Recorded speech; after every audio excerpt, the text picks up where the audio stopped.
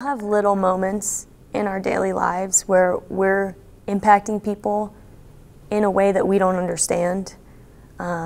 Just small interactions that I think are purposeful and meaningful and can really impact the person on the receiving end. And for me, I just wasn't seeing that. Every day. Last night, I told Lakewood police agent Ashley Ferris a story about the day she was shot after stopping and killing a shooter who had killed 5 people earlier that day in Denver and Lakewood. It was that same day she was shot. She had originally planned on going home after her shift and taking her own life. She was really struggling and didn't see a purpose in her life.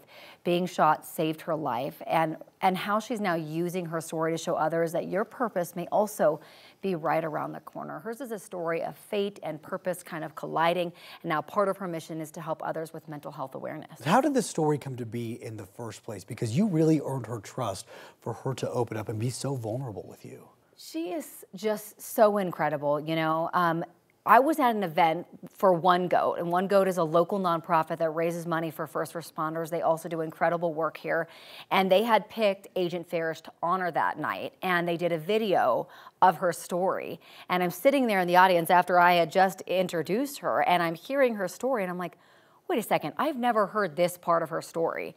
And I went up to her after and I said, have you ever told this part? And she said, no, that was the first time.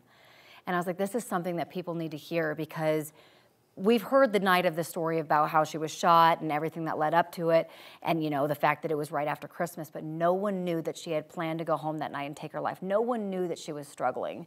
So that's how it came to be. Wow, and now people are going to feel that they can own their own stories and be able to share it with other people because of this story. Now, that is a night that stuck with her for many, many reasons. Of course, one of them is the other victims involved in that. How is she honoring them to this day? So that night, take you back a couple years, a lot of the scenes were at tattoo shops, right? There were a lot of tattoo tie-ins. And since that shooting, you know, she healed and everything, she has gone back and she has gotten tattoos from some of the victims' family or victims' friends, people that knew the victims, as a way to honor them, which I just think is incredible. Yeah, because the tattoo shop played a really big part in the story, as anybody may remember. Now, she is really doing something that you and I talk a lot about, which is turning pain into purpose. Yes, she is incredible. So it's kind of a dual thing that she's doing. Right now, she lives in Tennessee. She works for the University of Tennessee, and she instructs law enforcement who are currently on the streets with field training, de-escalation, and safety, because that's a big part of it. You know, she wants people to watch that Halo video and the video from that night to learn what she did wrong also.